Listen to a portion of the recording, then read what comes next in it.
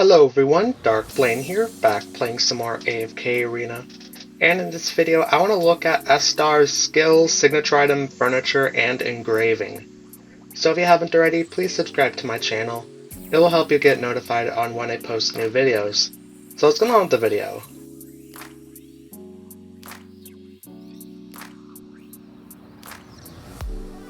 Okay, so first I'm going to start off with her skills, starting with her ultimate ability, Life Sparks.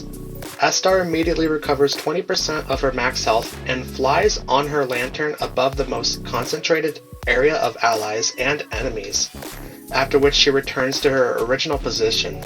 While flying on her lantern, Astar releases healing sparks that heal any allies within range for a value equal to 150% of her attack rating every 0.5 seconds. Any excess healing will be converted into the target's energy based on their max health. A maximum of 20 energy points can be recovered by the target each time Astar is invincible while using this ability. At level 2, allies are healed for 180% of Astar's attack rating. And at level 3, excess healing restores up to 30 energy points to allied targets each time. So this ability has, looks like it has quite a bit of healing to it. So Astar will recover 20% of her max health, and she'll go onto her lantern. And as she's flying on her lantern, she will release healing sparks that will heal her allies every 0.5 seconds. So that's quite a bit of healing every 0.5 seconds. And it'll also give them energy. It can give them a maximum of 30 energy points with level 3 here. That's pretty cool, giving the allies energy. Okay, I'm going to move on to the skill that's below that one, which is called Flame Seeds. Astar deals 250% damage to a single enemy target, also marking them with a Flame Seed. While the Flame Seed exists, it deals 200% damage every 1.5 seconds to a small area of enemies. When a target dies or is marked again with a Flame Seed, the Flame Seed explodes, dealing 280% damage to all enemies within a certain radius, simultaneously healing all allies within its radius for 12% of their max health, after which the Flame Seed disappears. And at level 2, damage dealt by the Flame Seed's explosion is increased to 320% damage. And at level 3, enemies marked with a Flame Seed lose 20% of their attack rating. So the Flame Seed here, when Astar deals damage to the target here, it'll give them a Flame Seed, and it will do 200% damage every 1.5 seconds. And when the target dies or is marked with a second Flame Seed, it'll explode, doing even more damage, and it'll also heal allies within its radius. So that sounds really good there. It sounds like quite a bit of damage that this one's going to be doing here. Okay, I'm going to move on to the top right one, Lantern's Flame. Astar spins her lantern around, releasing 5 fireballs. Enemies struck by the fireballs are dealt 220% damage. When an enemy that bears a Flame Seed is struck by a fireball, the Flame Seed will explode, but will not disappear as a result. If multiple fireballs strike the same target, only one explosion will be triggered.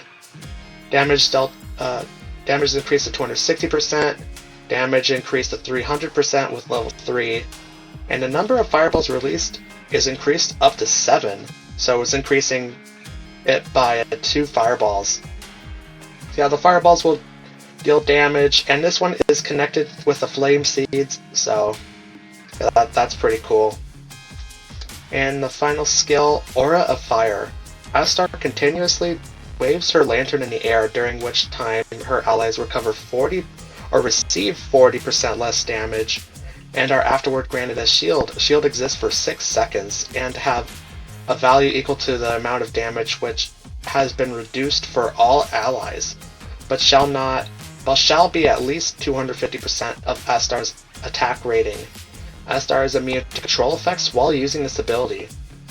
And at level 2, duration of shield is extended to 8 seconds. And at level 3, if any allies' Aura of Fire shields still have an existing value when the shield effect ends, the remaining value of their shields will be converted into a shield for Astar, which exists for 5 seconds. So allies will receive 40% less damage. I believe that's more. Than Merlin without his engraving. I believe Merlin has a 35% here, but this is at 40%. That's really good. This ability overall sounds really good. Okay, I'm gonna move on to the engraving. The engraving is for the bottom two skills. I'm gonna start with the Flame Seeds one. Enemies marked with a Flame Seed lose 30% of their attack rating. So I believe it was at 20% before, and this one's just increasing that by 10%. That sounds pretty good. And the second one here, allies receive 60% less damage while Astar is waving her lantern. So this is increasing it from 40% to 60%. That sounds really good. That 60% less damage, that sounds really good. It sounds like Astar with her plus 60 engraving will be very useful. And plus, also, she's gaining haste as you reach stars here. So yeah, haste is very important. So yeah, this engraving sounds like an important one to build. Okay, I'm going to move on to the signature item. The signature item skill is called Burning Wave. Every time the healing effect of the ultimate ability Life Sparks is used, enemies within the same AoE of Life Sparks are dealt 160% damage. So with this one, it looks like, with the signature item, looks like the ultimate ability will do damage. Damage dealt by the ultimate ability Life Sparks is increased to 200%, plus 20. Every time the ultimate ability Life Sparks deals damage, enemies are burned for the following 5 seconds, suffering 150% damage per second. Burning damage cannot be stacked. And at plus 30, each of the ultimate ability Life Sparks attacks is increased by 25% damage every time an enemy receives damage from it. And again, burning damage is not affected. So, yeah, this ultimate ability sounds pretty good. Yeah, the plus 30 signature item sounds pretty good, dealing even more damage every time an enemy receives damage from the ultimate ability. That sounds really good. Okay, going on to the exclusive furniture. See what the furniture looks like here. Yeah, just see what the furniture looks like as soon as it loads here. Okay, it's called Prairie of Fire with the 3/3. When an enemy target's flame seed disappears, another random enemy will be marked with a flame seed. So it looks like the flame seed will not disappear if you get her 3/3, which that sounds very powerful. And then 9 of 9. Every time Astar uses her flame seed's ability, the number of targets is increased to 2. So instead of one enemy being affected by this, there'll be 2 enemies affected by this, which that sounds really powerful as well. So I'm thinking what this means is that there will always be 2 flame seeds on the battlefield. That's what I'm getting from it anyway, which that sounds really powerful. Okay, I'm going to look at her Arena of Trials here. I just want to see how she performs in this Arena of Trials. And as soon as this part loads, I'll be able to get to it. Which, there we go. I'm going to start off with the wooden dummy here. Since, yeah, this battle should be pretty smooth for me. I'm gonna reduce the speed a little bit here. And there's her shield that she puts on everyone. Yeah, that shield looks really cool. It's all orange. It looks really cool. And there she is flying on her lantern, healing the allies. And I want to see her put fire seeds on someone. Looks like that's what the fire seed will look like there. Yeah, that looked like it did quite a bit of damage. Oh yeah, this ultimate ability reminds me of Flora. That looked pretty similar to Flora. And yeah, it looks like she put a shield on herself for a little bit, then it disappeared immediately. Yeah, she's doing quite a bit of damage here, and also doing quite a bit of healing. See, this hero here is just staying still. She doesn't even need 2 of these heroes on the battlefield. She can just do everything herself. And I believe she is doing damage to the enemy heroes with their ultimate ability as well. So that looks really cool. Okay, I'm going to also look at this Arena Guardian. This battle will probably be quite a bit laggier than the other one. See what heroes we have here. Do have Rowan and Rose. I always like those two heroes. And it looks like they're pretty similar heroes to what we had last time. But I'll go with Thali.